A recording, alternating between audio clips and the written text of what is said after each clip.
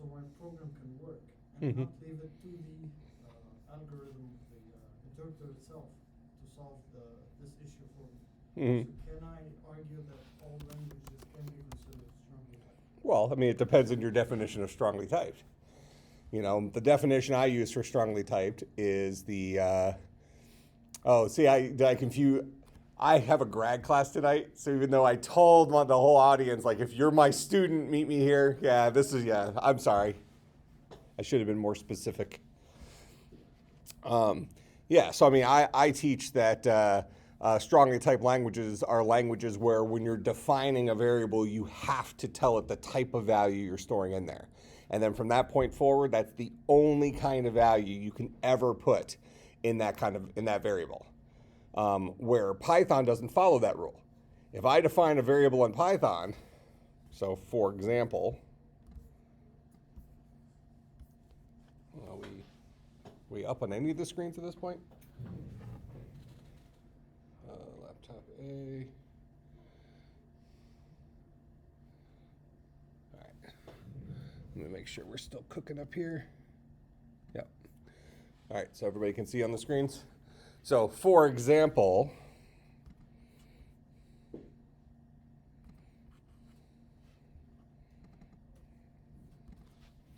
if I say A is equal to 5, and then I print A, and then I say A is equal to hello, a whole different type, and then I print A, this works in Python. Python allows me to create a variable without specifying the kind of value it's built to hold, and I can put some kind of value in there and then use that variable. And then one line later, I can hijack that same variable and put a whole different type in there. If I was working in a language like Java, for example, and I said int A is equal to 5, and then I printed out A, and then I said A is equal to hello, it would yell at me, saying you can't put a string into something built for holding an int. Okay, so that's my definition of a strongly typed language. So it depends. It doesn't really matter what you call something, right? At the end of the day, because I take it one step further. I mentioned that strongly typed languages know at compile time what kind of value a variable is built for holding, whereas loosely typed languages like Python have something, an extra process that runs during runtime that called a type inference engine that's going to check in on memory to find out. It's going to say, oh, before you print A here, I'm going to look at what kind of value is in there. Make sure it's something I can print. Or maybe I say A is equal to A plus hello, something like that. Python's going to scream about this, okay? Because the plus sign has two meanings in Python. It means either addition or concatenation. And concatenation only works if both sides are a string, right? So if I go and play here, it's going to scream at me unsupported operand types for plus, an int and a string. So if I want this to work, I have to first convert my A into a string. That doesn't permanently change A. Just in the moment, I've picked up this little tool called str that I can pass a value to. And certain values won't work here, but most of our types in Python, I can pass it to the str function, and it will spit out for me the string version of that. All right? So this guy right here will boil down to the string representation of A, which will be the string 5. So now A will be equal to the string 5 hello. That make sense? Yeah. So, I'm not sure that completely answers your question. I think the real answer to your question depends on your definition of a strongly typed language. Yeah. So I guess I would just say it doesn't really matter as long as you understand that concept. That languages like Python, languages that are interpreted languages, because we coupled those, right? We said that interpreted languages tend to be loosely typed. Compiled languages tend to be strongly typed. So even if you just separate that idea of loosely versus strongly typed, and you say if it's an interpreted language, I could put different kinds of values into the variables, and that has consequences, right? It's neither good or bad. It just has consequences that we might have to deal with. Okay. And again, I do apologize about last week.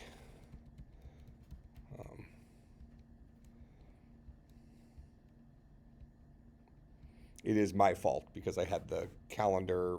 I have a global calendar my wife and I share, and I didn't put this class on that calendar. It was on my other calendar. So she couldn't see I was teaching, but it would have been bad if I bailed on that. So instead, I bailed on you. I guess that's the way it goes. So, in any case, last time, let me just flip through the slides real quick to reorient myself where we are in the world.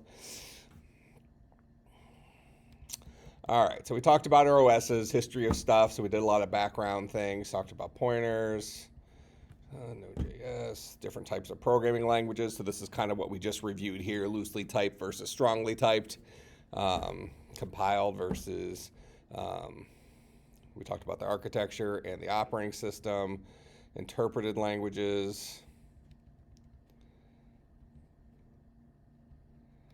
Objective-C versus, then we talked about number conversion. So everything on the left, anything with small b, bits, is a multiplier of 1024. Anything with the big B, bytes, there's 8 bits in 1 byte, and that's also by 1024, so that helps us understand things like internet speed. If you have a 200 megabit small b internet connection, that can download at 200 divided by 8, so 25 megabytes per second maximum speed. We talked about number systems. The common ones in a computer: binary, octal, decimal, and hex. Did we talk about the cheats? Yeah. So we explained why these are the common ones in our computing systems. Decimal, obviously, because we're humans. Binary, obviously, because computers are digital zeros and ones. So then the question is, why base 8 and why base 16? It's because base 8 numbers can be represented as 3 bits. So 111 is the largest base 8 number, 7. And hex 1111 is the largest hexadecimal number, 15. So we saw an example here where we were able to go from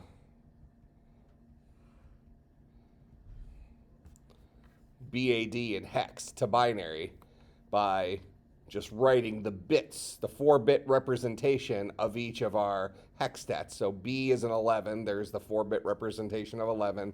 A is a 10, 4-bit representation of 10.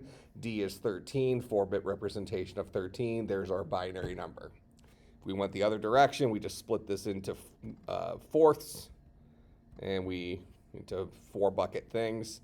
So this first thing, the first 4 bits would be our B, the second 4 bits is our A, the third 4 bits is our D. So we can conveniently move between common bases, binary and octal and binary and hexadecimal and binary. So that's why those are our go-to guys for our modern computers. If we fast forward into the future, and even this is related to the tech talk tonight, who knows what the future of computing really looks like. At some point, does the nature of our computers change, right? We start hearing things about quantum computing and things like that, and whether that becomes the new norm in a decade or something, who knows?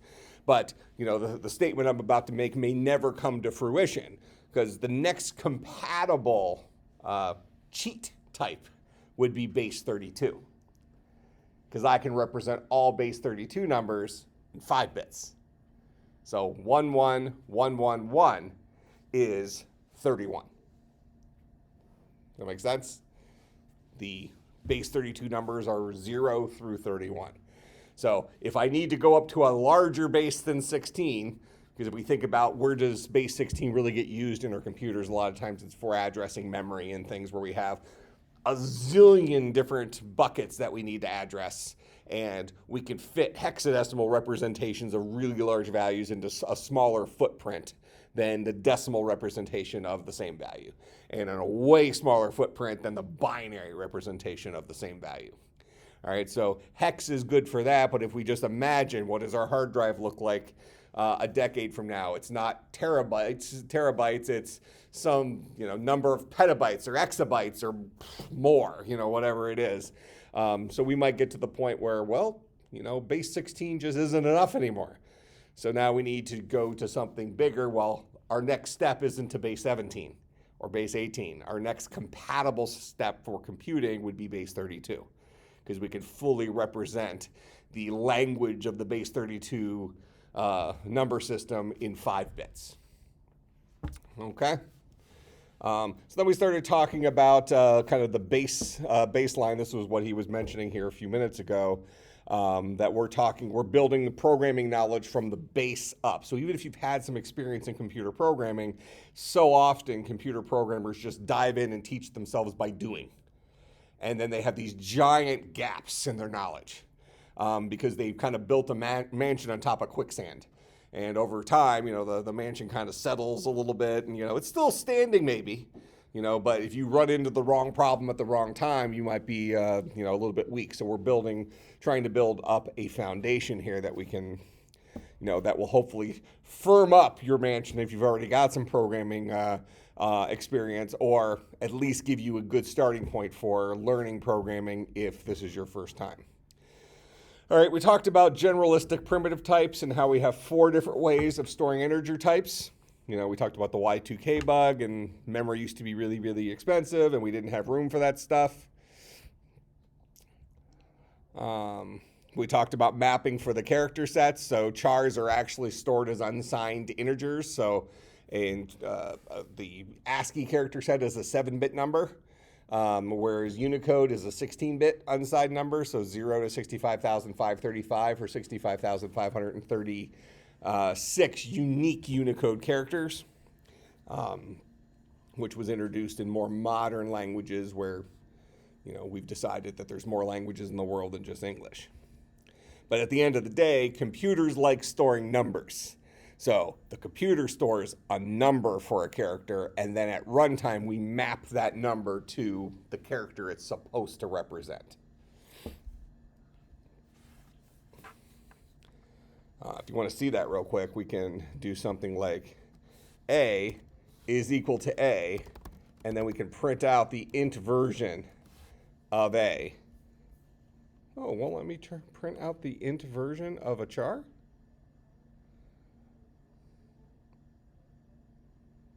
Interesting. I have to use the version of this because it's going to want me to treat this as a hexadecimal value. But that's not. I wanted to get the Unicode value of that.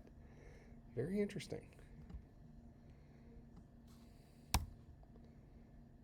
Well, we'll bounce back to that in a little bit. I don't know off the top of my head how to convert typecast a char into an int in Python. I assumed that the int function would give me the integer value stored in the char, as opposed to converting that char and it says, hey, A is not a base 10 number. It's not. A is a 10, which isn't part of the language of decimal. The language of decimal is 0 to 9. So I need at least base 11 in order for an A to come into play, right? So I could say print the int version of A, assuming it's base 11, and that'll give me the 10. So this converts between bases, which is actually kind of interesting. So that would let me do something like that, I presume. So that will give me convert a binary number from binary to decimal, assuming this number is base 2. So the int function is pretty powerful. It just doesn't do what I expected it to do. I promise you in C or C++ or Java, it would have boiled down to the Unicode value of it. And I'm positive there's a quick function in Python to do it. I just don't know off the top of my head. Okay. So then for our homework that was due last week, we had several drill assignments. The first one was just print out hello world. I think that was the very first programming assignment. So print hello world. So this guy just shows you how to use that print command.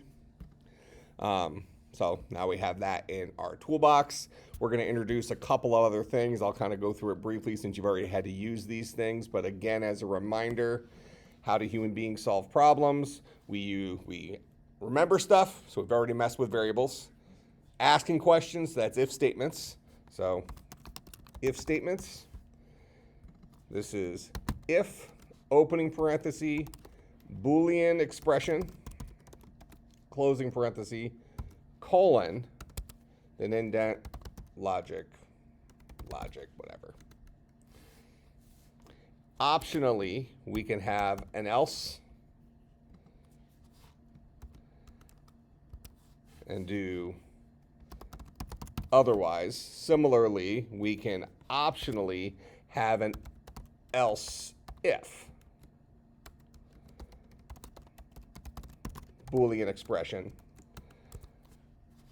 and then have some logic in there. We can have multiple else ifs nested together. So that was the question stuff for, and if we're going to give a definition of a Boolean expression here, this is any expression that boils down to a single value of true or false. Doesn't matter how scary it looks. Okay, so for instance, true is a Boolean expression. A, or let's say, let's assume we have a variable A equals 5, then say A is less than 7. That's true. A is less than 7. If I say A is less than 3, that would be false. What if I say A less than 3 and A, and we'll incorporate some other things in here, mod 5 is equal to 0. So now I have two different expressions here. Is A less than 3? Is 5 less than 3? No. So this is false. Since this boils down to false and we have an and here, it won't even try to check this. Whenever you're using an and, in order for the whole thing to be true, both sides need to be true. So if we fail on just the left side, we won't even try to test the right side. And that's a pretty important thing because sometimes you might be working with objects, for example, which we haven't gotten to yet, where you might have an object, for instance, A, and maybe you're saying something like A.length.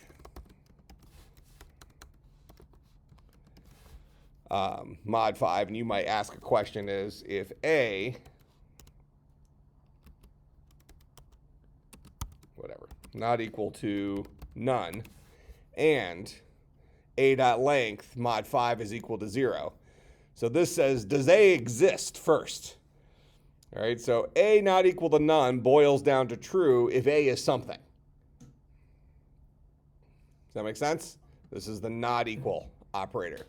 So this says A is a real thing, which then means I can call functions on that variable A.length, and test it against something. As opposed to, let's say A was equal to none, and then I ask nothing to tell me what his length is. That would be problematic. Okay, if I'm just talking to one of these empty chairs and I ask him for an answer, I'd be waiting for a while, right? In a computer program, your computer just crashes. It says, look, you tried to ask nothingness a question, and we can't operate on that. All right, so sometimes Boolean expressions might look very complex if you have a bunch of stuff nested together. Something like this. But at the end of the day, this thing boils down to a single value of true or false.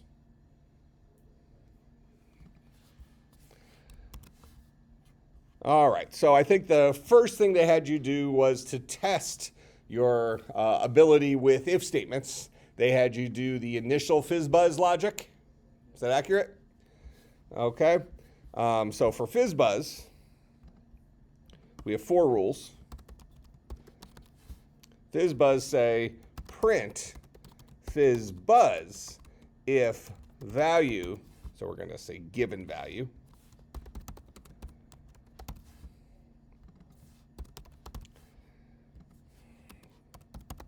is evenly divisible by 3 and 5.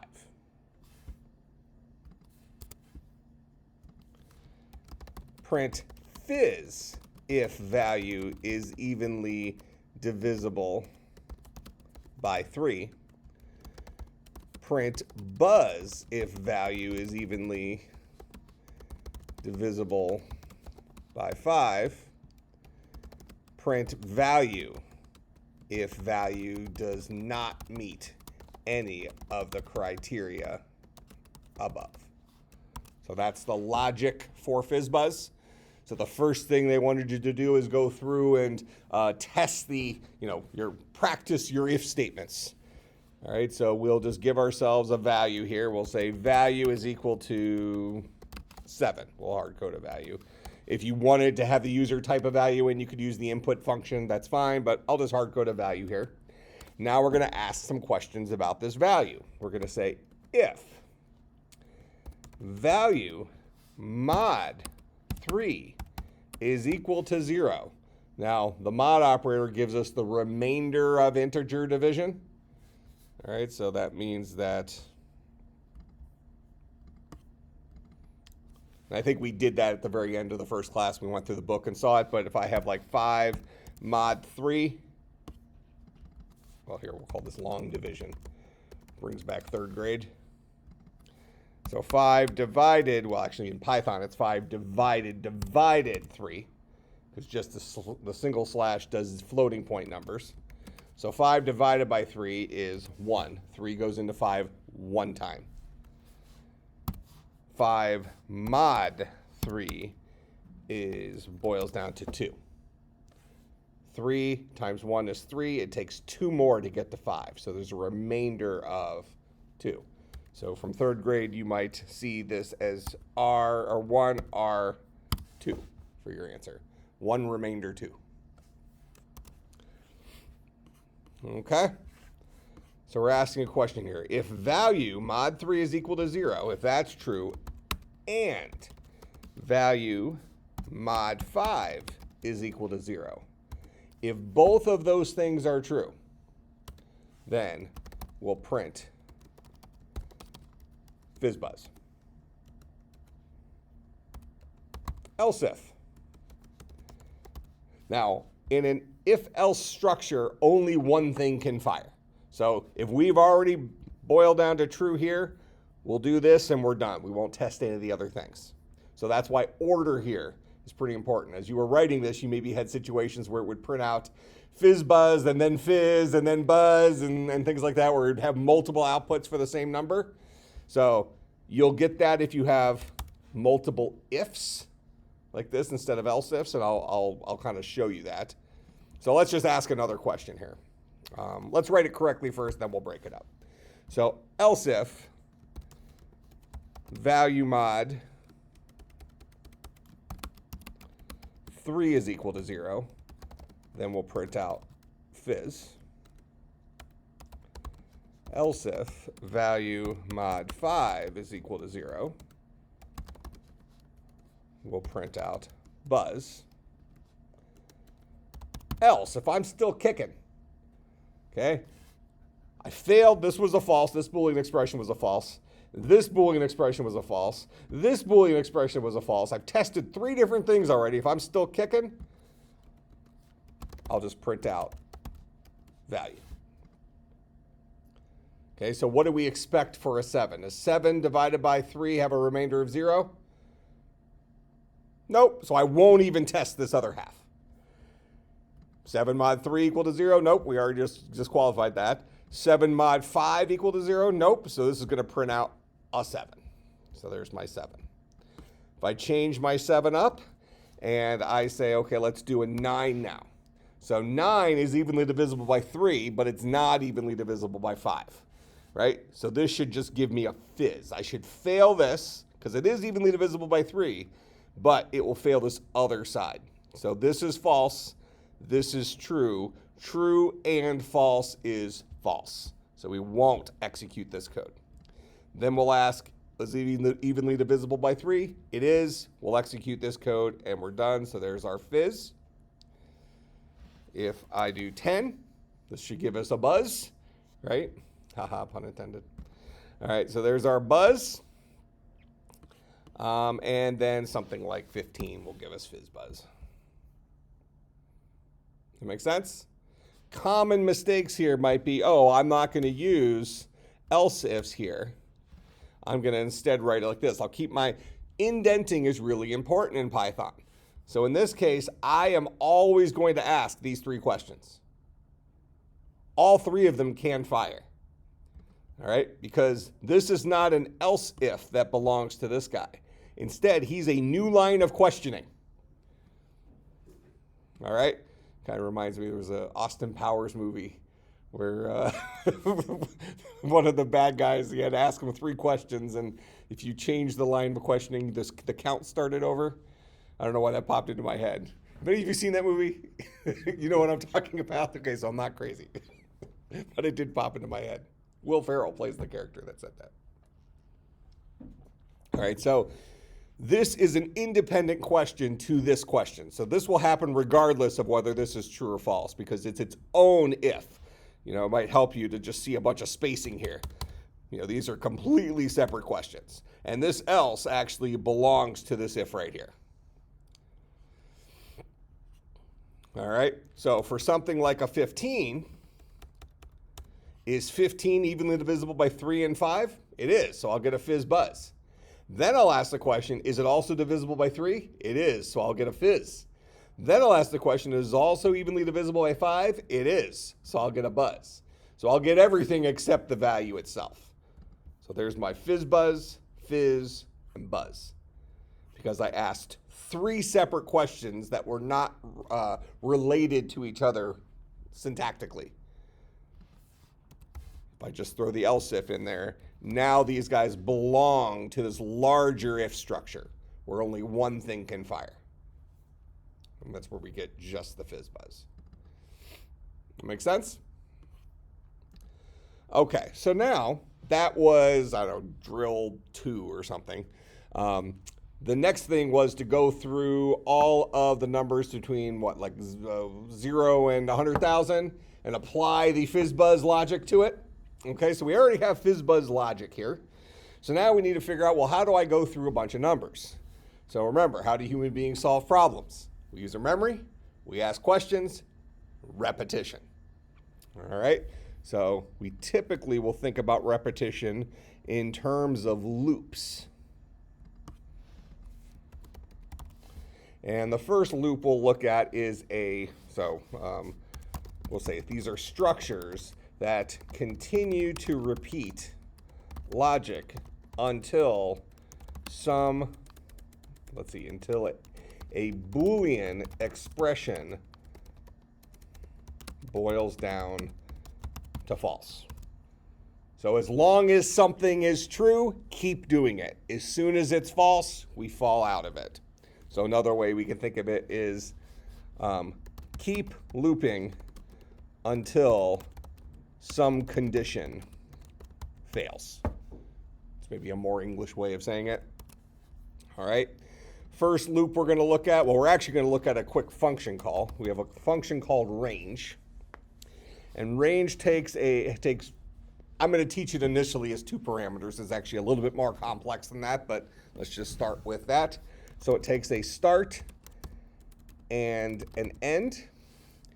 And what range does is it boils down to a collection of values from start to end minus 1.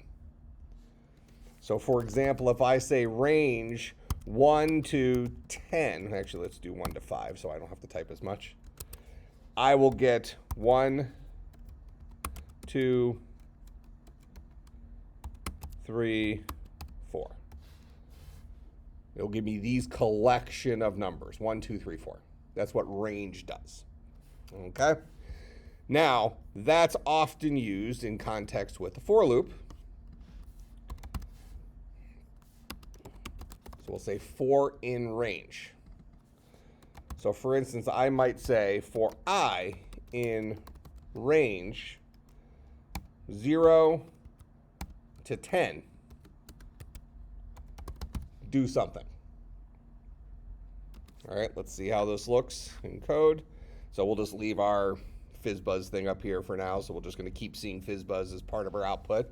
I'm going to go ahead and just create a little for loop here. So I'm going to say for I, actually for this one, we could just say for I in range 0 to 10, print I. Now I don't need to call this guy I. That's a variable. I'm remembering something. The only thing that's important is whatever I call it here, it's how I need to use it inside of here. All right, so if I want to call this guy LOL, that's fine. Just call him LOL in here. So range in this situation is going to boil down to a collection of the values between 0 and 9, right? And this is going to print out 0 to 9 to the screen. The who? The in. Oh, sorry. For LOL in range. So right above that is my 0. 0 to 9. All right. For the logic that we want to do here, we said we wanted to do what? 1 to 100,000? So we'll go to 100,001 because that's, it only goes up to the value -1. And then I'll take my logic right here. And I'll say I want to do that logic every single time through here. That's a shame that doesn't indent it for you, but whatever.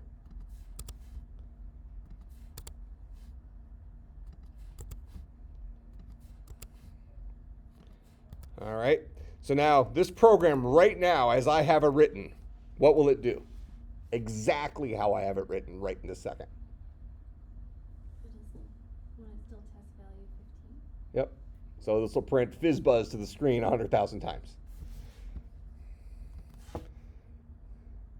Probably not what we were looking for, right?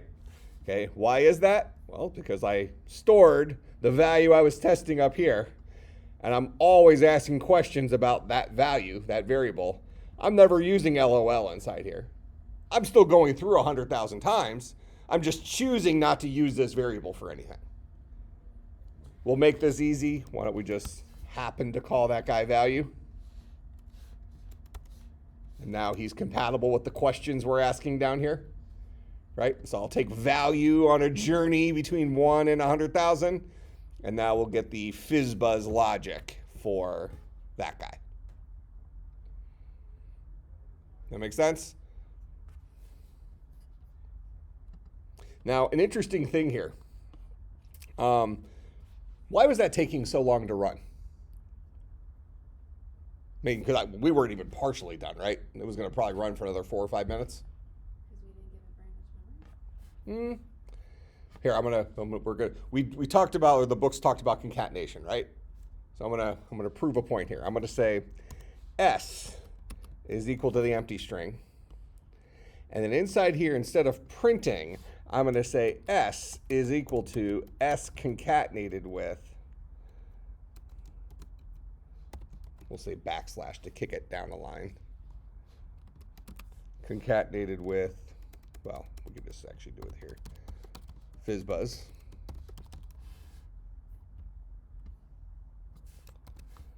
And I'll take this print off of here. This is just Fizz.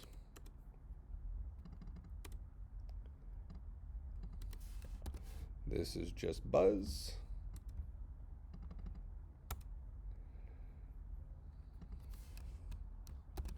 Ooh. This is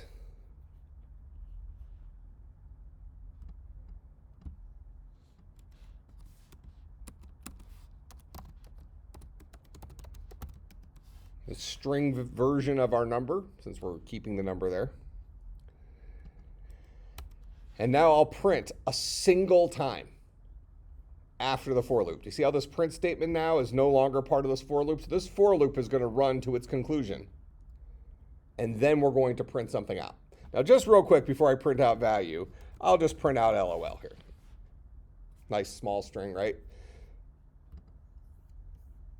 Watch how quick this ends up running. 2-3 seconds, something like that. Way, way, way, way faster than it was running before. So that means all this logic was able to occur in a couple of seconds. Now, again, if I just print out S, which was, what did I do here? I collected all my answers inside of one gigantic string and then put a little carriage return before each one. So now I get the same output. It's going through doing all the logic, and then there's my 100,000 Fizzbuzz. All right, so now going back to the question, why does it happen so much quicker when I'm printing out the same amount of stuff to the screen? Okay, it's because of how our processor works with our operating system. I/O, input-output, is expensive. So every single time I tell my computer to print, my processor has to pause and say, okay, I can't do any more math here. I have to now turn the system over to the operating system so it can talk to the frame buffer to write something to the screen. Then you can go and get back in line, Python process, and I'll test your next number. Then, whoa, you want me to print something again? Put the program on hold, let the OS print it out, get back in line, back to the processor. It's called, in operating systems, it's called context switching. It's expensive. Okay, it's kind of like every single time you go into a hotel room, you go in, you unpack your bags, you sit there for 1 second, repack your bags, and leave. A context switch is you get into the processor, you unpack your bags, you pick up where you left off last time, you do one instruction, and then the CPU says, that's all I can do for you right now because your next instruction is an I/O instruction. So pack your bags real quick and get out. I'm going to deal with another process that actually has math for me to do while you go and deal with the operating system. That's why it's so slow to print stuff. Okay, but we saw the logic happens quickly, right? And we saw that this thing here printed very quickly, didn't it? It was printing a giant thing, but it was only printing once. That's not a Python thing, that's a computing thing. That's true in every language. Even you take your fastest language, C or C++, you'll notice if you're printing a lot, it'll slow down. Okay, so questions about any of this? And I'll leave it like this for right now, as logic's reasonable enough. We're going to change it up a little bit anyways. All right, so now, what's the next thing we might do? Well, the next thing we say, well, what if I want to apply this function throughout my program just because Fizzbuzz is so popular, right? I'm going to apply this function all over the place. And but it's not necessarily all in one place in my program. I might want to call it in multiple places. So what I'm saying is I need something called a function. So a function is a reusable chunk of code that we write one time and call over and over again. All right? That's what a function is. So what I'm going to do is I'm going to have my Fizzbuzz logic. I'm going to build it into a function. So I'm going to say I'm going to say def Fizzbuzz logic, call it that. And this guy is going to take some parameters. He takes a single input. We'll go ahead and call it value. Pretty compatible variable name for us. All right. And we're going to grab this logic right here. And we're going to say if value mod 3 is equal to 0 and value mod 5 is equal to 0, we'll go ahead and return Fizzbuzz. Else if value mod 3 is equal to 0, we'll go ahead and return Fizz. Else if return Buzz. Else, just for the sake of compatibility here, I'm going to return the string version of value. We could also just return the number.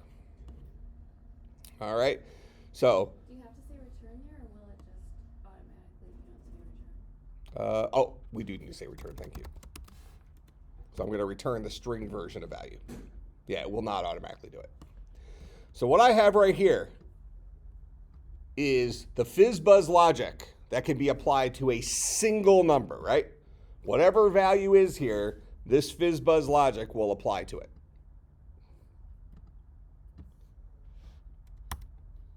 What will this current program do? Nothing. My function is an untapped resource. I haven't called it yet, right? So I wrote it, and I want to do something 100,000 times.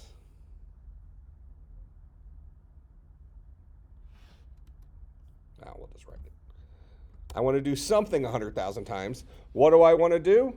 I want to say S is equal to S concatenated with whatever Fizzbuzz logic returns for my current version of value. And maybe we now go back to kind of a common variable we see for loops for I in some range. So now I'll pass I in there. So I gets passed into my Fizzbuzz logic as value. It will test the current value of I, or the current value of value, and return one of these answers, and these need to be strings. By not having strings around them, it's going to assume this guy is what kind of animal? Variable name. Yep. So if I had defined a variable called Fizzbuzz and set it equal to the string Fizzbuzz, it would have worked. Okay? So I'm going to call my function I just wrote 100,000 times, passing it a different number each time, a different input. And it's going to spit out one of these four answers each time. What am I going to do with that answer? I'm going to concatenate it onto S, and just so we get it to kick down a line, we'll go ahead and put a carriage return in there. If you don't want it before, we can put it after. Because technically this will give us an extra line at the beginning. This will give us an extra line at the end. All right, so this is what belongs to my for loop. 100,000 times call Fizzbuzz logic. And then build up a giant string, then print it out so we only have to print once. Understand the difference between printing a value, this actually puts something on the screen, and returning a value from a function. This function right here boils down to a value, the value that was returned by that function. What we do with that value is completely up to us. So for instance, if let me just steal this real quick.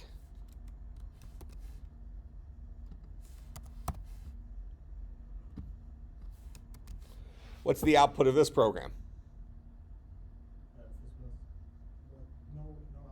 No output. Okay. This will call the Fizzbuzz function, passing it a 15 for value. It will boil down to Fizzbuzz. So I'll get a Fizzbuzz right here, but I'm not doing anything with it. I'm just letting the value fly by me. So output is still nothing. I can choose to catch it inside of the print function, for example, and print out what was returned. I could also decide to remember it. Maybe I'll call it answer. So I'll put it in a variable, and then later on I can do something with that variable, like, for instance, print it. Still have the Fizzbuzz. But it's up to me to do something with the result of that function call. It's not going to just print it to the screen just because I magically called a function, because this guy does not do any printing. This function does returning. Could I have made it do printing? Sure. If I changed all these returns to prints, then it would have printed something and not returned anything. Let me just give you a quick example of that. So if I just, we'll call this do something. Doesn't even need to take in a value. And we're going to say print hello world. And I go ahead and I say print do something here. What will the output of this program be? Okay, so do something calls my function here. My function here takes no inputs, doesn't require anything to work. And what does it do? It prints out hello world. So you're saying the total output of my program will be hello world? Okay, what does this print statement do? It's a function printing the output of the function. This function prints it. And you're right, this print statement does print out the output of this function. What's the output of that function? No, it's not. This function does not return anything. This function prints something. It does not return anything. Right? Printing is different than returning. This will put the string hello world on the screen. It will not make this guy boil down to hello world. Yet I'm trying to print whatever this guy boils down to. Just as you said, right? You said this will print out whatever do something boils down to. Did I make do something boil down to anything? I printed something, but I did not return anything. So this will print out none. It'll print out hello world. It'll do what do something says to do. Print out hello world. Then it will print whatever answer do something gave me. And since I didn't return a value in there, it'll give me a none. Now, I can choose to return a 7 or something like that in there, and now it'll give me that 7.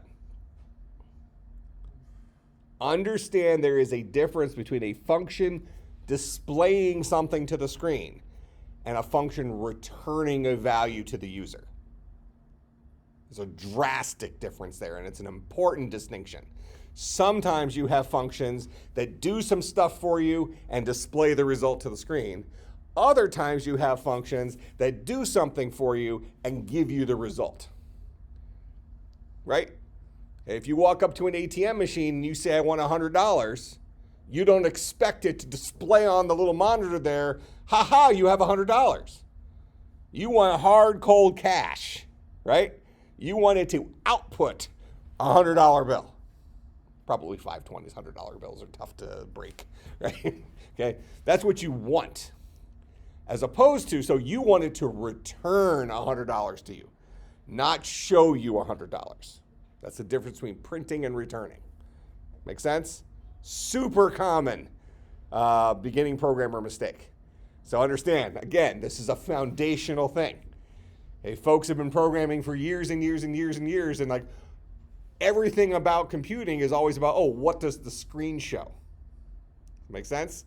Okay, this is an elementary thing that often doesn't get discussed. Super important.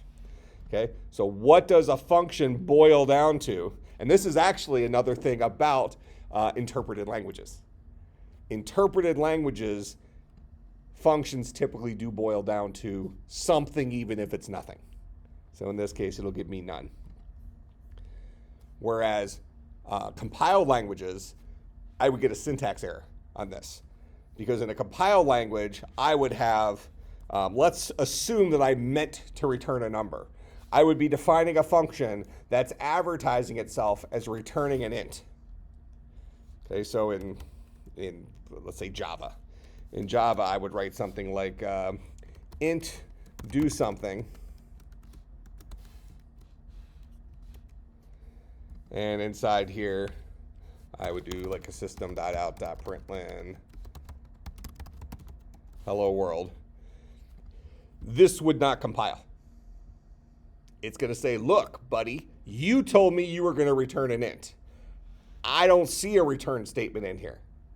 It won't even compile. There's no running of this program. I have to, somewhere in here, return an int because I told Java I was going to return an int. If I don't intend to return something, I tell him I won't return anything. My return type is void. Now, this is legal. When I make a function a return type of void, my intention is to perform some operation. Maybe I display it, maybe I don't, but I'm certainly not returning anything. Maybe I'm uploading something to a database or something like that. So maybe it has an impact on the world, but it might not have a visual impact. Right? All right, so you understand that distinction. So this goes back to your original question. There are distinct differences between the nature of interpreted and compiled languages, so it doesn't matter what you call things, right? But that tells you something about how that language is likely to behave. And it's not a good or a bad thing, or it's a relatively fast versus relatively slow thing, but who cares? Our computers are really, really quick. But the punchline is that as a programmer, if we're presented with a problem and we get to either choose our tool and we understand the differences in tools, or we're presented with a problem and told, this is the tool you're using, like it or not, which is also very common, right? You work at some company and the tools they have are the tools they have, and you might not like it. You came from another business where they use, X, Y, and Z. And the thing that I hate most about programmers, okay, I usually start off with a punch in the face when you get this comment. It's like, oh, I really don't like Java. I like C# a lot. They're the same language. This goes back to me saying programming is programming. It's easier to say that if you say, I don't like Java, I like Python. It's still a bad statement to say, but if you say Java instead of C#, those are legitimately the same languages. Although I would argue that all programming languages are the same. It's just the little nuances between them that we have to put ourselves into the Python mode or the C# mode. When I write a function, do I tell it that I'm returning something like I do here, or do I not? Python doesn't let me. So in Python, I can choose to return something or I can choose not to return something. It's perfectly legitimate for me to leave that else off there. And now this function doesn't always return a value. Sometimes this function will run to completion and never actually spit an answer out. It'll still run. So if here, let me put that back quickly.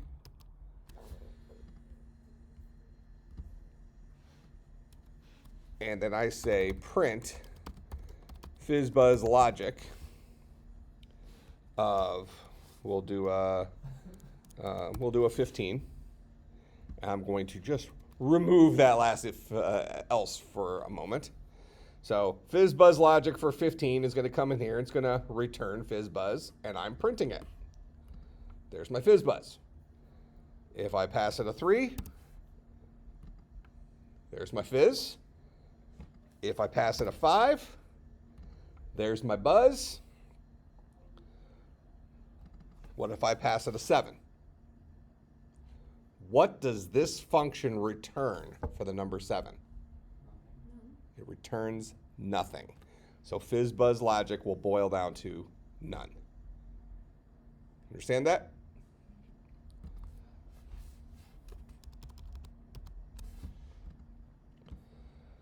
Okay, so put your logic into Fizzbuzz logic. I had some other stuff. Actually, didn't I copy it? Yeah, there we go. So I just built it up into string again so it runs quicker. And go ahead. If you put like return and a definition, what would be the like? If I put what in the definition? And like if you want to describe return versus like the print, what is the return definition and the print definition? Like Oh, so if I were to define what return does, okay, I understand what you're saying.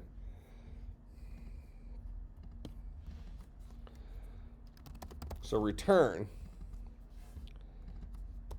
makes a function immediately end. This is most important. That's the most important thing that it does.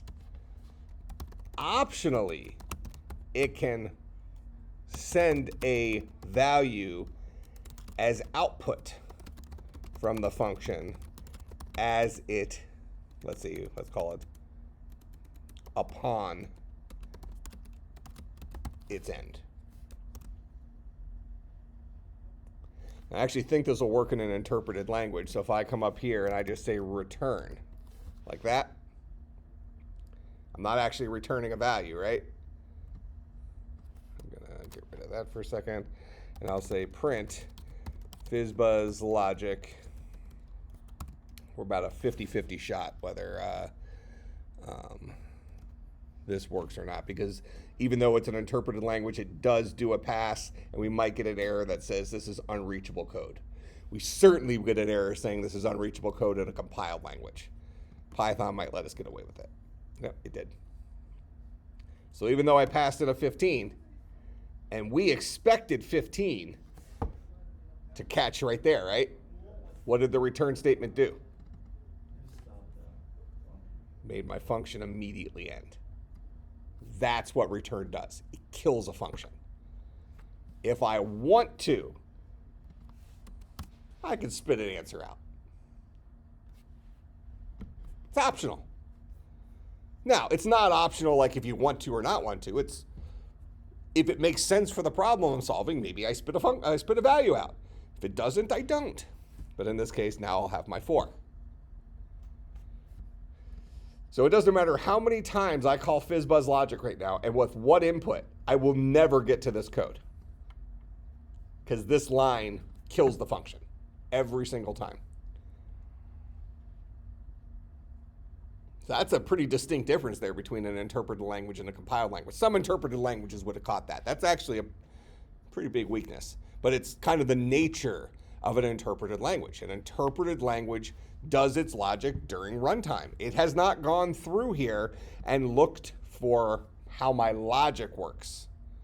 It's gone through and made sure I have correct syntax. Like if I leave the I off of that and I try to run it, it's going to scream at me and say, hey, you have some bad Python syntax written. Okay?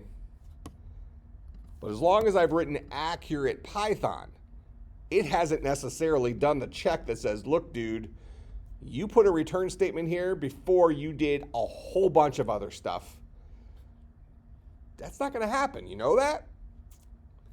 If we were compiling this in Java, C#, C++, it's going to yell. At compile time, it'll scream at us and say that this line is unreachable. Because I have this right here, and return makes a method immediately end, makes a function immediately end. So I will never, ever, ever, ever, ever get to this line, no matter what value is. Make sense?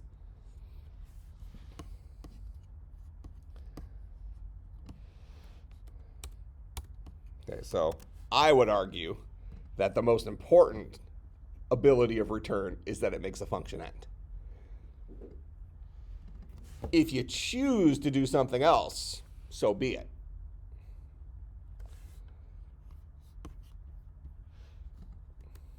Let me show you this. So if I say return 7 down there, just hard code it. Notice, so this is still inside, it's indented under my function, but it's after my if-else structure. We know, because we wrote this logic, that one of these 4 return statements is going to hit, right? We know that's a true statement. Yet, based on how return works, this return is not part of this if structure. So we would say it happens every single time. In fact, we just saw it. If we put it before the if structure, it happened. Now I put it after the if structure, not part of the if structure. But remember, return makes a function immediately end, which means when I hit this return, or this return, or this return, or this return, my function will end. I will never get to this line that by logic says this function always returns a 7. I'll never get to that line because one of these 4 returns already fired and already made my function end. So this guy will still give me my Fizzbuzz. And then if you want me to give a definition of print, that one's pretty straightforward. This displays a given value to the screen. That's what it does. Displays it on the screen. Whatever value you give it. If you give it the result of a function that returns nothing, it'll print nothing to the screen, which Python affectionately represents as the word none. That's nothing in Python. Some languages, nothing is null. Other languages, nothing is nil. Some languages, nothing is 0. Some older languages. All right, that makes some sense? All right, so oh,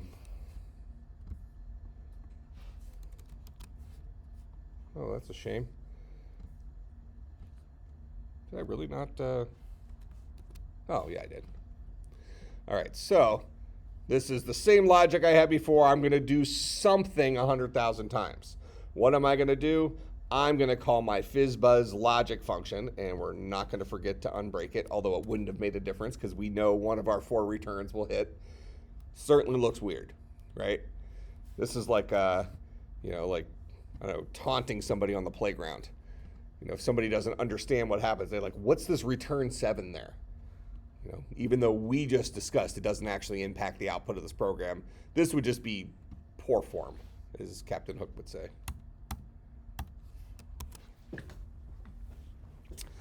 All right. Do they have Peter Pan and Captain Hook in Egypt? Is that a...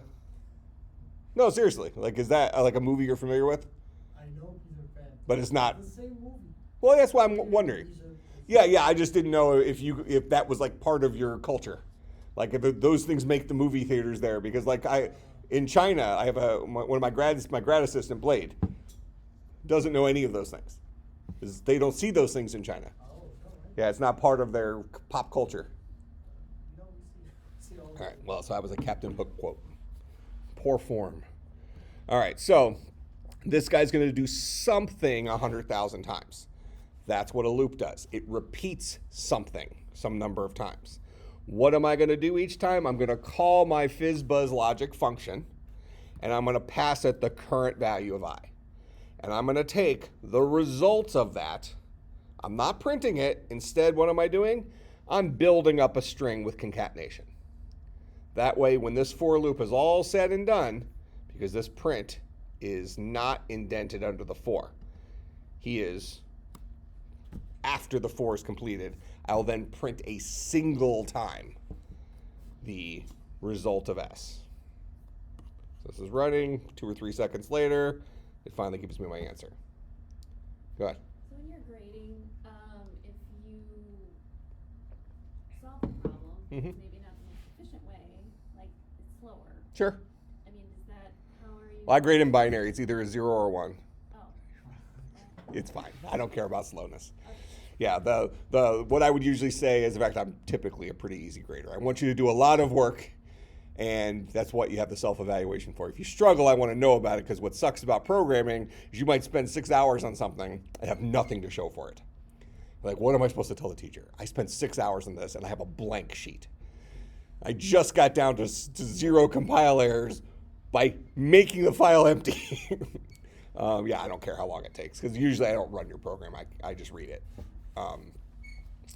But a good rule of thumb is a inefficient correct program is better than an efficient incorrect one every single time. Doesn't matter how fast your program is if the logic's wrong, right? Solve it the way that it makes sense to you first and get it right. And then if your heart desires, try to make it faster, but I don't care. You come up with your own version of programming. The optimization of things happens over time. That'll just be something you choose to do. And also, a lot of times, this goes back to the argument of interpreted languages being relatively slow, but our computers are really fast. I would say very often only optimize your code if the code is still readable. Because somebody else might be managing your code 6 months from now. And if your version of optimization is some crazy combinatorics math problem or something like that, that unless you have a PhD in mathematics, you're not going to be able to follow the logic, but it happens to make it run way faster. Don't do it. Because even if you understand it, the person who's down the street who is managing your code later on might not. And now they can't manage your code because they don't know why it works. Now, the exception to that would be in a situation where you're in an industry where every last second matters. Then you make it as fast as possible and you comment the hell out of it so that the next person kind of gets what you're giving a little web link to teach them about the math function you use. But generally speaking, more readable code is preferable to, let's call it, slightly faster, less readable code. I think that's a true statement. Go ahead. So one thing I noticed was when I ran it in the Thani versus like in the console was really quick. Mm-hmm. So why was that so much faster than running it in here? Probably how Thani is showing it on its little shell right here. So there's something about how Thani is probably going out using the Python interpreter, getting an answer, and then spitting it back on its little internal shell here rather than you looking at the real shell. Or were you running it down here? No, I was running You're running at the terminal. Yeah. So I'm guessing you're kind of going through an interpreter. Because I promise Thani is still using the Python interpreter behind the scenes. But when you're running it at the terminal, you're using the interpreter directly, getting the interpreter's direct response. And here, when I hit the play button, Thani is sending your code out to the interpreter. The interpreter is running something, sending something back to Thani, who's then displaying it on their panel, who's then going back to the interpreter, reading in the next line, putting it on their panel over and over again. So my guess is just how this application gets its output. It's still using the Python interpreter. Okay. So that was the point of, what was that project? Was that project 2? The function of Fizzbuzz logic? Yeah, well, the function was drill 3, 4, 3, 8.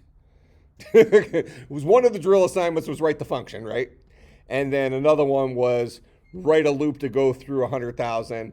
The intention was to call the function that number of times, although if I remember correctly, it doesn't necessarily specify that. So if you technically could have turned in your whatever drill 2 homework for project 2, and it technically meets the requirements of it, since I didn't specify call your function. But my intention was, now that you have a nice shiny function, now you can start calling it from your loop or something like that. All right, that makes sense? Okay, so does that bring us up to date with all the homework you've done up to this point? What are we missing? Except for the last project, which was the collapse sequence. Stuff Also due the- today. Yeah, that's what I'm asking. That was the drills for today were the parameters and logic was All right, let's see. So what drill was due today? 6. 5 and 6. So display Fizzbuzz takes the number as parameter, displays the appropriate Fizzbuzz value for that number. Okay, so technically, well, this is close to it, I guess I could say. So def display Fizzbuzz. If you just wrote this, what we already have here is fine.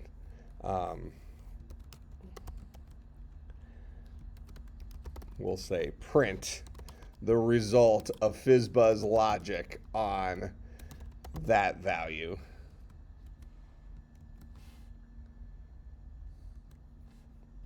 Although this would run a lot slower because I'm giving up my opportunity to do concatenation. And then I'll go through and for 100,000 times, I'll say display Fizzbuzz passing it I. So that's technically the display Fizzbuzz. Its job is you call display Fizzbuzz and it will take in a value, figure out the logic for Fizzbuzz for that value, which we've already captured inside of Fizzbuzz logic, and then it'll print that answer out. Could you put the print before the return in the first? Yeah, absolutely. Yeah. So anything that's in this right ballpark. I'm going to actually put back what I had here. So I can give you this code up on Slack.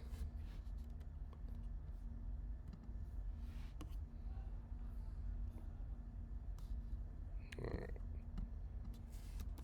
So I'll put this on Slack for you so you guys have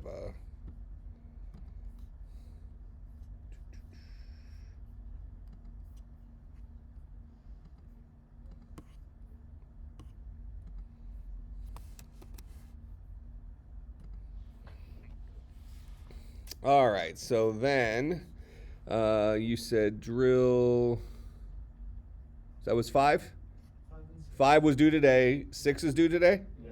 All right, so write a function called circle area. All right, so we're writing a function to calculate the area of a circle. All right, so again, remember the name of our book here is Automate the Boring Stuff, right? So the idea is, and this works better maybe with undergrad students, but hey, you're taking a math class and you're trying to learn calculus or algebra or whatever it is. Well, a lot of times the way we learn isn't very efficient. So what I tell my CS students who are taking math classes to do is whenever you learn a new skill in your math class, write a function that does it. Because when you're solving that problem and understanding the algorithm to solve that math problem, you're teaching yourself the math. Once you've written the code to do it, now you know how to do it by hand. You can use the code to check your work or whatever, but we think about the, what is the area of the circle? So area of the circle, this is what, pi r squared times r squared. All right, so now if I look at this, pi is a constant, isn't it? All right, and I said you can use, what, 3.14? You can go more precision if you want, it doesn't matter. Okay, so pi is a constant. Is 2 a constant? Does 2 ever change, or is 2 always 2? 2 is always 2. All right, so the only variable in here is this dude right here, r. So I need, in order to calculate the area of a circle, I need to write a function that takes in r. Or I could calculate r. It could take in the diameter, I can put it and cut it in half, but we'll have it take in r.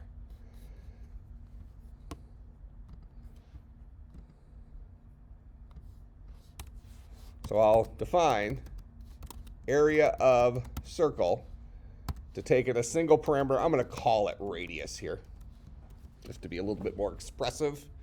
All right, and this guy is going to return pi, 3.14, times, now I want r squared. And I think last time we talked about that if you say that, that's not r squared.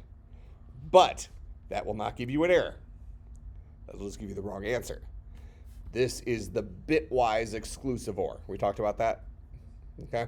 So I can either, actually this would be extra bad because I didn't use the name of my variable.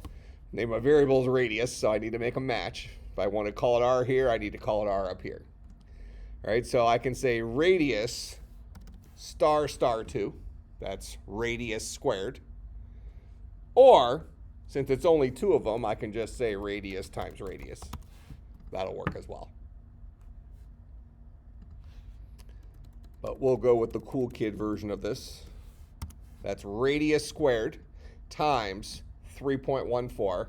Now, if you're a little concerned about order of operation, I happen to know that exponents have a higher degree of order of operation than multiplication. So multiplication and division are equal, it goes left to right. Addition and subtraction are equal, it goes left to right. Multiplication and division beat out addition and subtraction, but exponents beat out both. Yeah, that's Right. why your previous selection will get us the wrong answer. You'll get us an extra wrong answer. It gets a wrong answer 2 times over, right? Because I wasn't doing the exponent correctly, and I was actually doing the multiplication first. So yeah, extra bad.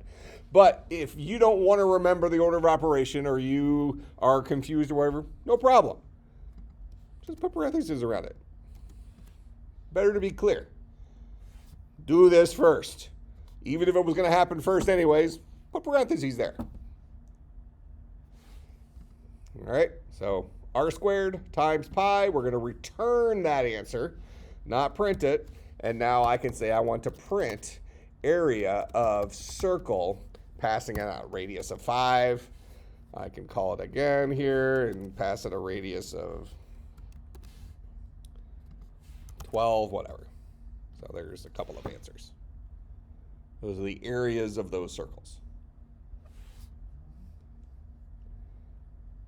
So this is a function called area of circle. The area of a circle is pi times the radius squared. The only input I needed, the only thing I needed you to give me to solve that problem was one input. You tell me the radius of the circle, I'll do the math for the area of that circle and return the result. Print those 2 out. Make sense?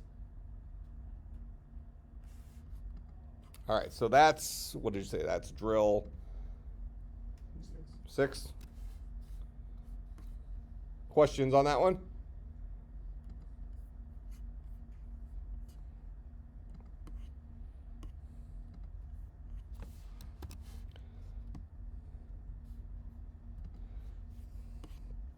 All right. The other thing I'll point out is that as you're going through homework, if you have problems with syntax, or you have a weird bug and you don't know what's going on, message me on Slack. All Alternatively, you can send me an email, but I prefer Slack. I would prefer you check Slack or email. I came in before the tech talk today to find her sitting here because she didn't read her email or Slack. I put a lot of stuff up on Slack. I would also encourage you to, personally, I would encourage you to set up a notification for general, or at the very least make a point of checking the general channel on Slack a couple times a day or something like that. Because that's a place where we do put up like internship opportunities or things like tech talks. I know several of you are working professionals and you're not necessarily looking for an internship, but some of you are. And there's opportunities, there's meet and greets.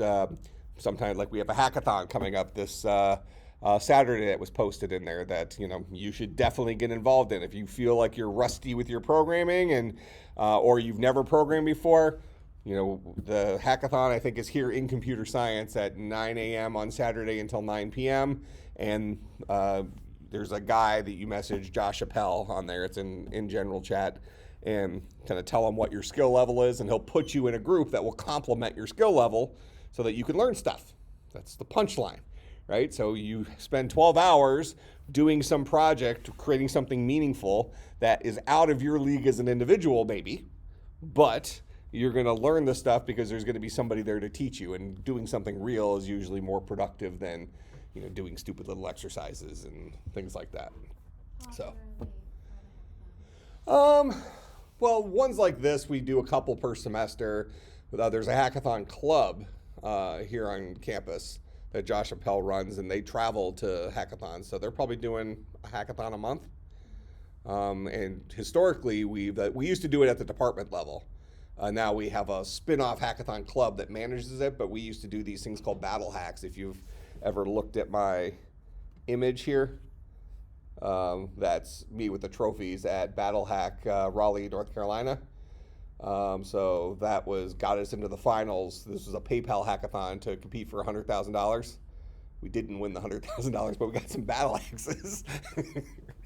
But we road tripped across the country 14 hours to go to that thing. Well, I flew, but everybody else road tripped. So we took 14 CS students on that. So these are great experiences, especially for undergrads, don't have families and, other obligations, but take advantage of those things. If you don't have, let's call it a real life otherwise, any opportunity you have to learn. Take that tech talk thing tonight. That could open a door for you, especially the international students. At some point, you're going to be looking for, internship opportunities. You're going to look for somebody to sponsor H-1B visas. All these things add up to that's the kind of guy you want to get to know because he's the one who's going to be offering you those kind of jobs.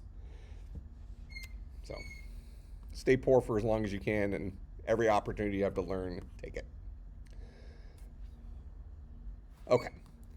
Let's see. Next question, you said it was something or other. So is project 3? Project 3. All right.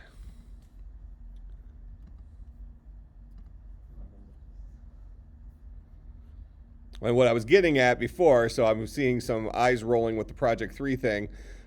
If you are struggling with something, you can ask questions on Slack and I'll help you, or put them in the 535 channel. And I know a couple of you have been discussing stuff in the 535 channel and, maybe got through some things because of that. Well, take advantage of that. That should be kind of the learning community you have available to you. So Slack is not just this stupid thing that I use to make, every now and then announcements. Slack is a pretty common community. We have millions of messages on there. They want us to start paying more. But we don't. We just let the messages disappear.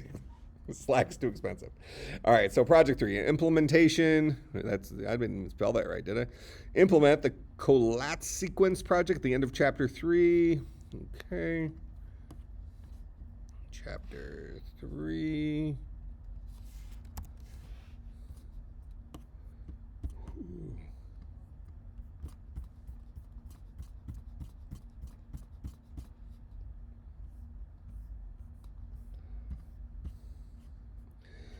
All right, so write a function named collapse that has one parameter named number.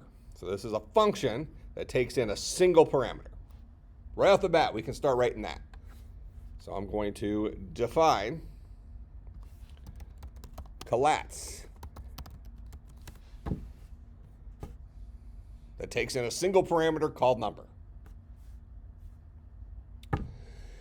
If the number is even, then collats should print the number, whatever the number is, divided by 2, and this is integer division, and it should print that. Make sense? What does it mean for a number to be even? Divisible by 2. Evenly divisible by 2. So that means when I divide it by 2, it has a remainder of 0. If that number, when mod 2 is equal to 0, if that's a true statement, it wants me to do something. So I'm asking a question, right? The question I'm asking is number even? That's what that says. What does it want me to do? It wants me to print the number integer divided by 2. Print number divided by 2. And it wants me to return that value. So I'm printing it and I'm returning that value. Now, because we're doing two separate things here with the same math, good programming practice might say answer is equal to number divided by 2, print out answer, and then also return answer. We're not talking about life-changing division here to divide number by 2, so if you want to write this twice, that's fine. Life will go on, all right? So if it's an even number, we're going to divide it by 2, integer division. We'll print that, and we'll also return that. If number is odd, so if it's not even, it must be odd, correct? If the number is odd, then collats should print and return 3 times the number plus 1. What if it's 0? I think 0 will come out to be, does it give us a thing for 0? No, it doesn't. I think 0 will be treated as an even number. By this, it doesn't give us logic for 0. So I'll just say I don't care what you do with 0, but our logic will say it's, it'll end up being 0 because 0 mod 2, 2 goes into 0, 0 times 2 times 0 is 0, remainder 0. So it'll be true. But if you handled 0 separately or as a special case, that's fine. Doesn't matter. All right, so it wants me to get the answer of 3 times number plus 1. So answer is equal to 3 times number plus 1. Okay, now the way they've written it, they haven't done any parentheses, so that will be, this is what happens first, plus 1. So if we were to put the accurate parentheses in here, it would look like that. But you can just leave it to the order of operation. It'll be accurate. So answer equals that. We will print answer, and we will also return answer. Now, one thing we actually see here is we have the same 2 lines in 2 separate places, right? Now, what I have written here is perfectly fine. You can just live with it. Or, in your if-else,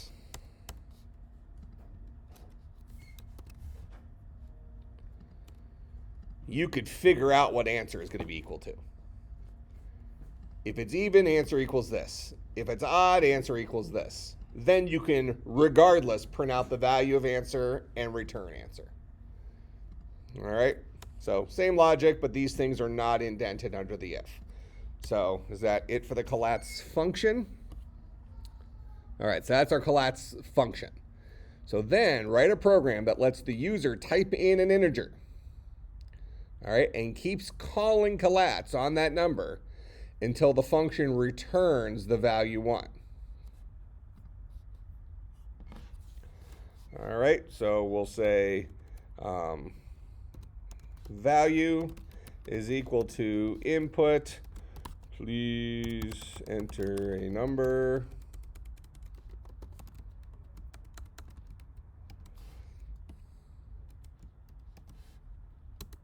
So now we have a number. Realistically, though, it's coming in as a string.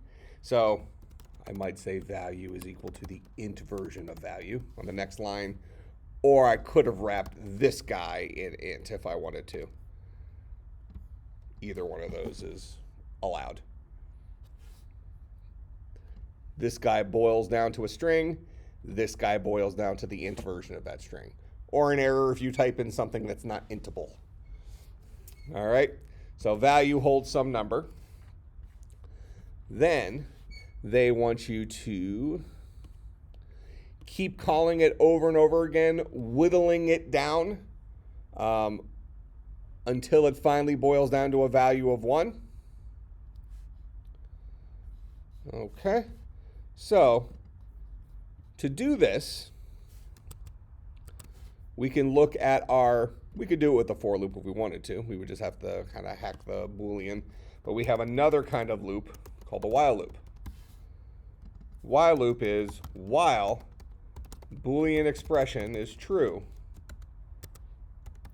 do this logic. So we're going to say while value is not equal to 1. As long as it's not a 1 yet, because they want us to stop when it is a 1, right? As long as it's not a 1 yet, we're going to say value is equal to collapse of value. So we'll update the value of value to be the result of calling collapse on the current value of value. I think that's what they're asking you to do.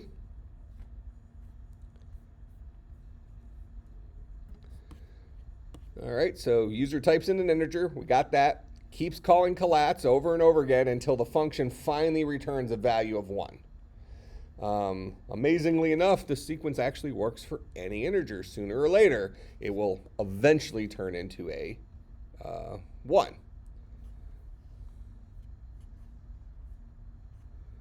So run it here. Please enter a number, 72, and there's our collapse sequence. If I run it again and put on a 21, there's our collapse sequence. I think that's what it's asking us to do. So look at the array output. All right, questions on that one?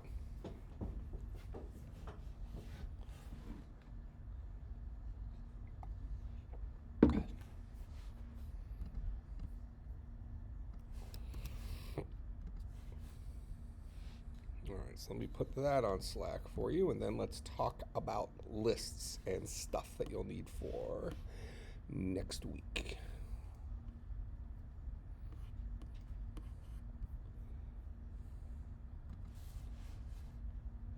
And I do apologize that we haven't taken a break, but I want to make sure we get through everything. So if you need to take a couple minutes, feel free. I'm recording everything.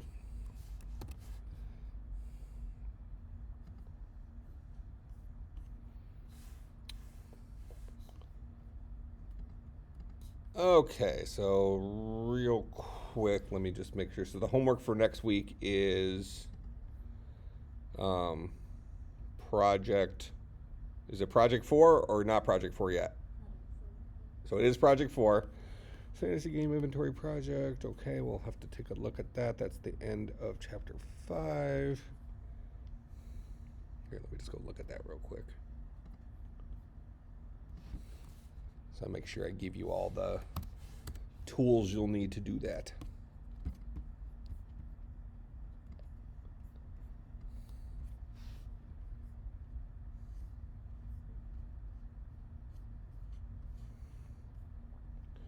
All right, creating a fantasy video game. The data structure to model a player's inventory will be a dictionary where the key values are strings, describing the items, blah, blah, blah. And that would take any possible inventory and display it like the following. Quick question. Yep. So, you did 16, 17, and 18 on project 8. They are due by March 18th.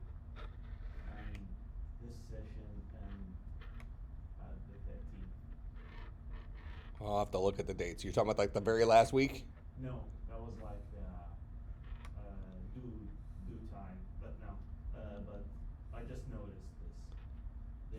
For which assignment? I know you said there a lot of them were like at 10 a.m. instead of. Yeah, I'm the one Right. to talk about it. Okay, but which? No, this is now, it's different. This Just one- tell me which assignment. Are we talking about next week's assignment or doing March 18th? Or are you talking about? No, like the last 16. Yeah. So I have the very last assignment due the couple days after the class officially ends. Is what you're saying? Like a week after. Okay. Well, I can back it up, or you can have a little extra time. I thought the class did end on the 18th. That's what I would have thought if I put it as the Yeah. due date. March 13th is the last week of class, I think, and so No. that would be within. Yeah. So it sounds like it's accurate. Because when I did it, I looked at the weeks. That's So it. are we meeting in the week of the? We'll meet the last week of class. You don't want to meet the last week of class? No, I thought like last week is Friday the 13th. That's what is. Well, that's a Friday, but our class meets on a Wednesday. Yeah, so we were gonna meet the 11th. We're going to meet whenever we're supposed to meet, whatever the day of the week is. Wednesday. So we have 3 classes left. Well, I don't know. Is that what it comes out This to? is our 4th class. So that will be 4 more classes. There should be 8 weeks. That's Yeah, 8 that's classes. correct. Oh, then they Yeah, have a just, problem. just peel a calendar out. Just take a look at it. All right, so this inventory thing, we're going to be using something called a dictionary. And then the other things before that, I'm assuming, are going to be lists then. So I'll introduce those two things. So what are the drill assignments for next week? Which numbers? 7 and 8. 7 and A function name display reverse. That takes. I have a Okay. question on 7. Yep. Are you, what, the output you're looking for, are you looking for it to like print in reverse, like each one on a line, or are you looking for it to print the whole array in reverse? Let's see. It takes a list as a parameter, displays the contents of the list to the screen in reverse. I guess either one. I say the contents of it. So you can either build it in reverse and print it, or you can print it one character at a time in reverse. So we can interpret that however we want. Yeah, it's fair. Yeah, I mean, I'm never going to grade you down for something that's ambiguous. I mean, I might update that next time or something like that, but I'm not going to change it now. And I think either one solve. I mean, most of my assignments have a purpose to them, and the purpose there is that we've done string concatenation. The purpose there is write a loop that walks backwards, right? So either way, either of those ways, you're walking backwards through a loop, or you're doing some funky math to offset off the beginning of it, right? Either way, you're being challenged, so it's fine by me. Okay, so we need to do lists. We need to do loops going backwards. Oh, okay. Yeah, so we're fine.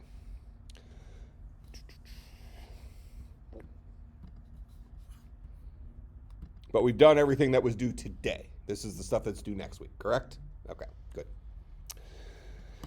Okay, so we're going to talk about, first of all, I'm actually going to just quickly, we're going to talk about this in terms of collections. So we're going to call these guys collections. We have a string, which is a collection of characters. We have a list, which is a collection of, I'm just going to say stuff, where stuff is anything that is a type in Python, including characters. So I can have a list of characters, or I can have a string, which is also a collection of characters.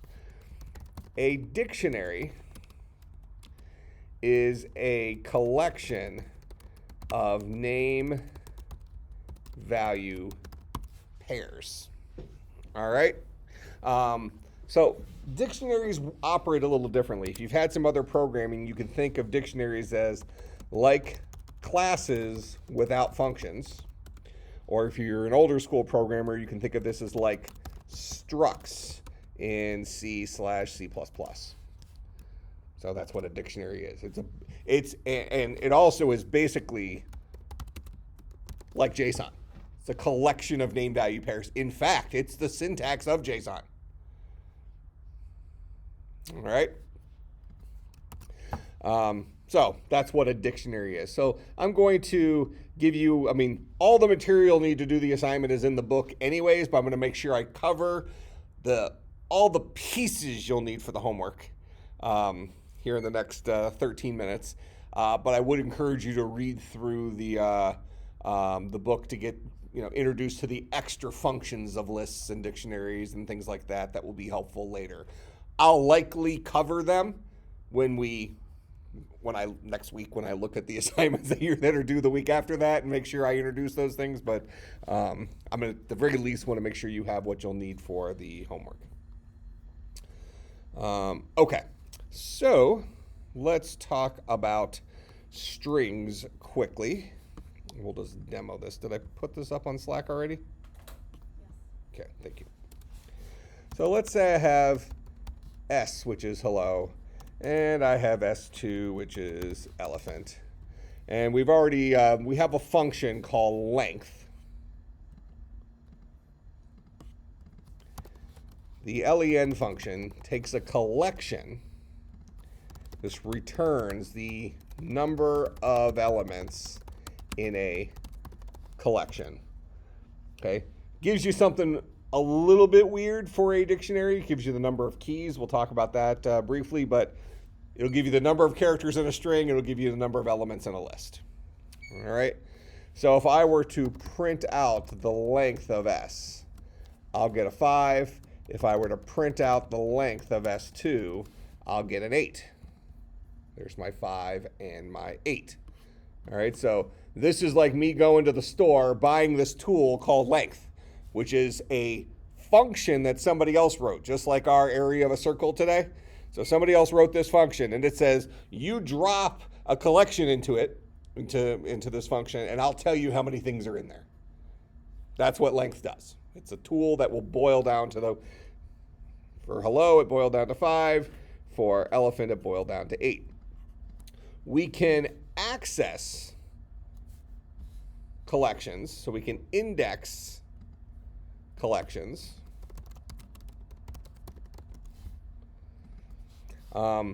using square bracket syntax. So what I mean by that is I can say let's just do this. We'll say print S at bucket 1. That'll give me the E. So this is bucket 0, bucket 1, bucket 2, bucket 3, bucket 4. So all collections are indexed from bucket 0 to its length minus 1. Hello has 5 elements in it. Legal buckets are 0 to 4. All right. Most modern languages are 0 indexed languages. Strings start at bucket 0. Arrays, or Python calls them lists, starts at bucket 0, so on and so forth. All right. So if I print out S at bucket 1, that'll give me this E. S at bucket 0, well, there's my E. S at bucket 0 will give me my H. S at bucket 4 will give me my O. And S at bucket 8 will give me an error. So I've walked off the end of the list. All right.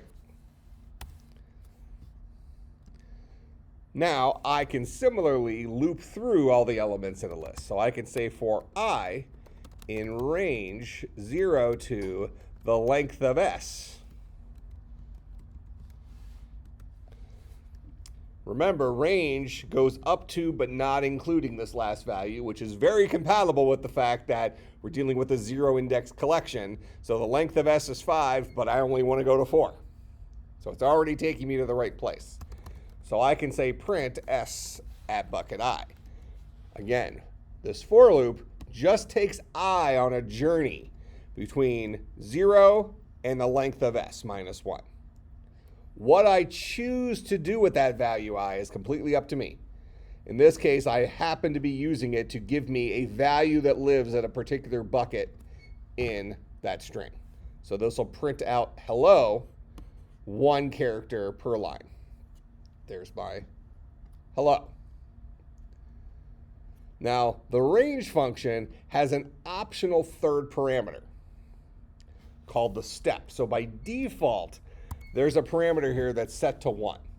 So that steps by 1 from this value up to this value, taking steps by 1. So you see we have the same output there. If I took steps of size 2, I'll only print every other letter. Or if I want to go through something backwards, I can start at the last legal position, go all the way up to and including 0, all the way down to and including 0, and I can take steps of size -1. So this will go from 4 to 3 to 2 to 1 to 0, but it won't get to -1 because it doesn't include this value. So now there's my hello in reverse. All right, so this is a version of the for loop that will walk from a higher value down to a lower value. Make sense? All right, similarly, actually I'll leave that on there for the reader's enjoyment. Similarly, I can say for, maybe I name my, well here we'll call it, for character in S, print char. So there's my hello.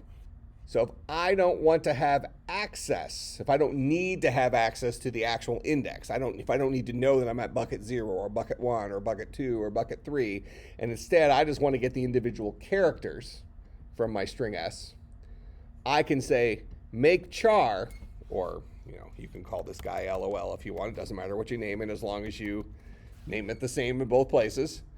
So I want this variable name to be equal to each element of this collection each time through.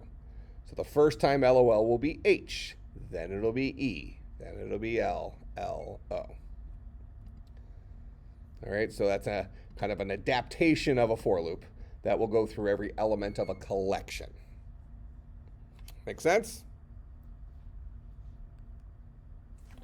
Go ahead. Oh, sorry. All right, I'll leave that code on. I'll put it up on Slack too. So now we talk about actual collections. So maybe I create something called a list, and I'll go ahead and make a list hold a list like hello. So it's a collection of chars in this case, just like I had a collection of chars with my string, but this guy in fact is a list. So if I print out a list here, it's going to look a little different. This guy looks like a list. So this is another form of a collection. A lot of languages call this an array. All right, but I can do the same exact stuff with this guy. I can say for val in a list, print val, and this will give me the individual elements from that list. Make sense? All right, so I can go through a list that exact same way. Similarly, I can say for I in range 0 to length of a list, print a list at bucket I. So this will also give me hello. So I can get the length of a list just like I can get the length of a string. All right, make some sense? All right, lastly, we have something called a dictionary. So we're going to say, we'll think about this like hexadecimal, just so that's a really quick example. So I'm going to say hex is equal to, we're going to say an A is equal to a 10, a B is equal to an 11, and a C is equal to a 12. We'll just stop it there. So notice that dictionaries use these curly braces. Remember I said it's kind of like JSON? The syntax is like JSON. So if I print out hex here, it shows me that dictionary. If I print out the length of hex, it gives me 3. There are 3, what it's actually telling me is there's 3 keys in hex. And let me show you what I mean by that. So if I say for, I'm going to call it key in hex, print key, notice it gives me my A, B, and C. the key values. If I then say print hex of key, it will also print out the values at those indexes. Remember, dictionaries are name value pairs. We can think of them as like variable names. The variable name A is equivalent to the value 10. The variable name B is equivalent to the value 11. Variable name C is equal to the value 12. Does that make sense? All right. This is what's going to help you with that project for a inventory for a video game. All right. So you can change a value. So I can go through here and I can say hex at bucket A is actually equal to 27 for no good reason. And now we see that A is equal to a 27. So I'm not indexing it by a zero-based index. I'm saying hex at a certain value. So hex for a key is equal to its value. A dictionary does not dictate the order. When I went through the keys, it happened to give me the keys in the order, but it doesn't promise that that's the case. So I can't go to hex at bucket 0 and expect that to be the A. Okay? The index in hex where A's value lives is index A, just like I have right here. Hex at index A is now equal to a 27. That makes sense? Now, I don't have to put numbers in there. I can put the string LOL in there if I want. Same thing with lists. Lists do not require you to hold all of the same kinds of values. So now in this hexadecimal thing, I have a string and two numbers. So A is LOL, B is 11, C is 12. All right, that makes some sense? All right, so that should give you the overview of lists and dictionaries, and if you need any other little blurb stuff, it'll be in the reading, but I think I gave you everything you'll need between what you've learned in class today and then this stuff to be able to accomplish the assignments for next week.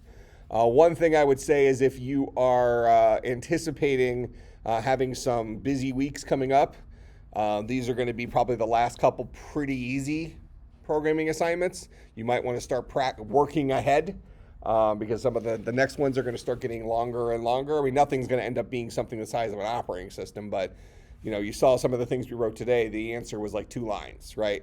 Well, pretty soon they're not going to be 2 lines long anymore. So if you're spending, a while with the current ones, you might want to jump on things. You're going to be spending a while times 10 on the next stuff. We talked about that the first week when I kind of discussed that it's just not the ideal way to learn programming, but it is what it is. All right, questions about any of that stuff? All right, I'll put this code up on Slack. So you have the code from the end of class. As I said before, make sure that you are checking Slack often.